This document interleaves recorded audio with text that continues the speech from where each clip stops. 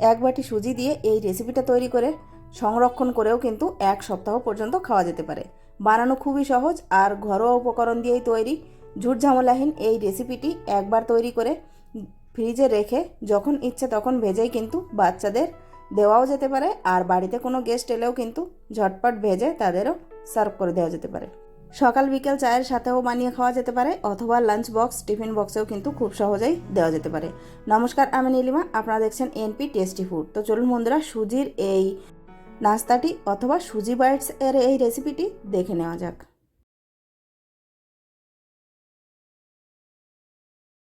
সুজি বাইটসের এই রেসিপিটি তৈরি করার জন্য সবার প্রথমে চুলোয় একটা কড়াই বসিয়ে তাতে দিয়ে দিলাম অল্প একটু সর্ষের তেল, আর এখানে দিচ্ছি হাফ চামচের মতো জিরে ফোড়ন, বেশ কিছুটা পরিমাণ দিয়ে দিলাম রসুন গ্রেট করে, আর দিয়েছি কাঁচা লঙ্কা কুচি।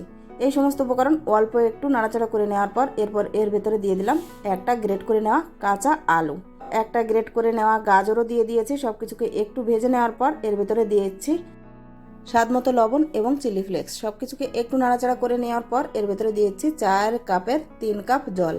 তো এখানে আমি 3 কাপ জল ব্যবহার করেছি।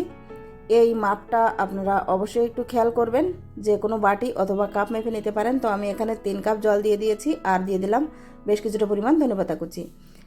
জলটা বেশ ভালোভাবে ফুটে উঠলে এর ভেতরে দিয়ে দেবো 1.5 কাপ সুজি। তো যতটা জল দিতে হবে তার হাফ দিতে হবে সুজি। দিয়ে একটু ভালোভাবে নাড়াচাড়া করে নেওয়ার পর এটা যখন একটা ডোয়ের ফর্মে চলে আসবে তখন এটাকে নামিয়ে একটু ঠান্ডা করে নিতে হবে।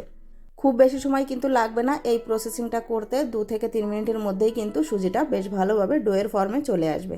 তো দেখুন বন্ধুরা, সুজিটাকে আমি নামিয়ে নিচ্ছি একটা প্লেটে এবং 3 থেকে 4 মিনিটের জন্য অপেক্ষা করব একটু ঠান্ডা হয়ে যাওয়ার জন্য। আর সুজিটা একটু ঠান্ডা হয়ে গেলে দেখুন হাতে সহ্য হবে সেরকম পরিমাণ ঠান্ডা করে নিতে হবে। তো সে ঠান্ডা হয়ে গেলে এখানে আমার কাছে 1 টুকরো পনির ছিল, আমি পনিরটাকে গ্রেট করে দিয়ে দিচ্ছি। এটা সম্পূর্ণ অপশনাল, আর যদি সেদ্ধ আলু ব্যবহার করেন তাহলে এই পর্যায়ে সেদ্ধ আলুটা গ্রেট করে দিয়ে দিতে হবে।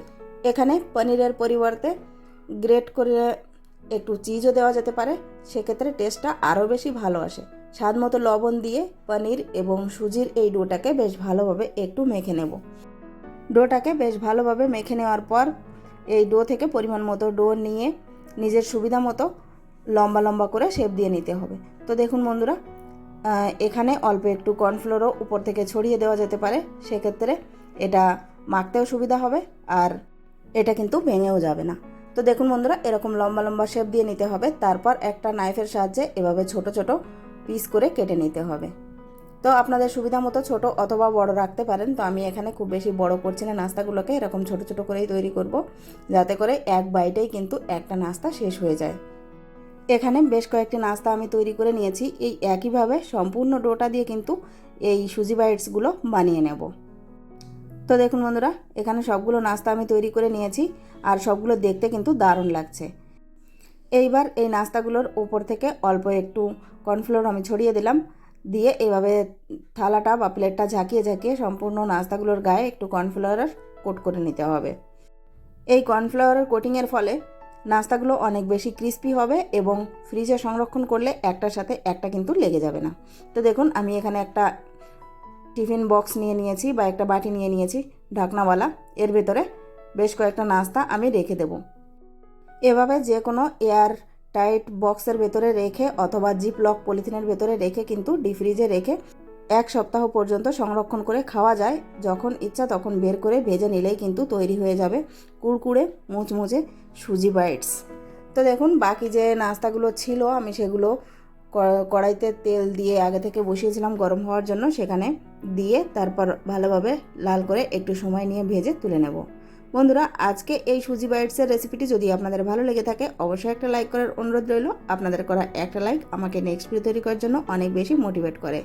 আর আজকের এই রেসিপিটা যদি আপনারা ইউটিউব থেকে দেখে থাকেন তাহলে চ্যানেলটিকে সাবস্ক্রাইব, এবং যদি ফেসবুক থেকে দেখে থাকেন তাহলে পেজটিকে ফলো করে নেওয়ার অনুরোধ রইল। আর যারা অলরেডি সাবস্ক্রাইব করে দিয়েছেন তাদেরকে জানাই অসংখ্য ধন্যবাদ, এভাবেই আমার পাশে থাকবেন। তো দেখুন, প্রথম ব্যাচের সুজি বাইটসগুলো ভেজে আমি তুলে নিয়েছি। এরপর বাকি যে নাস্তাগুলো ছিল সেগুলোকেও দিয়ে দিয়েছি তেলের ভেতরে, আর সবগুলো নাস্তা বেশ ভালোভাবে লাল লাল করে ভেজে তারপর তুলে নিচ্ছি। একটা টিস্যু পেপারের ভেতরে দিয়ে রেখে দিলাম। তারপর টিস্যু পেপারটায় যখন তেলটা টেনে নেবে তখন অন্য একটা প্লেটে দিয়ে পরিবেশন করে নেব। আর এই সুজি বাইটসগুলো যাতে আরও বেশি টেস্টি হয় সেজন্য ওপর থেকে দিয়ে দিচ্ছি হালকা করে একটু চাট মশলা ছড়িয়ে। চাট মশলা দেওয়ার পর প্লেটটা ধরে একটু ঝাঁকুনি দিয়ে দিতে হবে যাতে করে সমস্ত সুজি বাইটসের গায়ে চাট মশলাটা একটু করে লেগে যায়। এরপর আমি টমেটো সস দিয়ে আজকের এই সুজি বাইটসগুলো পরিবেশন করে নিয়েছি। বন্ধুরা, বাচ্চারা তো এতটাই খুশি হয়ে খেয়েছে যে কি বলবো। কর্নফ্লাওয়ার এবং সুজির দেওয়ার কারণে এই নাস্তাটা কিন্তু ওপর থেকে অনেক বেশি ক্রিস্পি হয় আর ভেতরে থাকে একেবারেই সফট। তো দেখুন, একটা নাস্তা আমি আপনাদের ভেঙেও দেখাচ্ছি, ওপরের লেয়ারটা কিন্তু খুব ক্রিস্পি।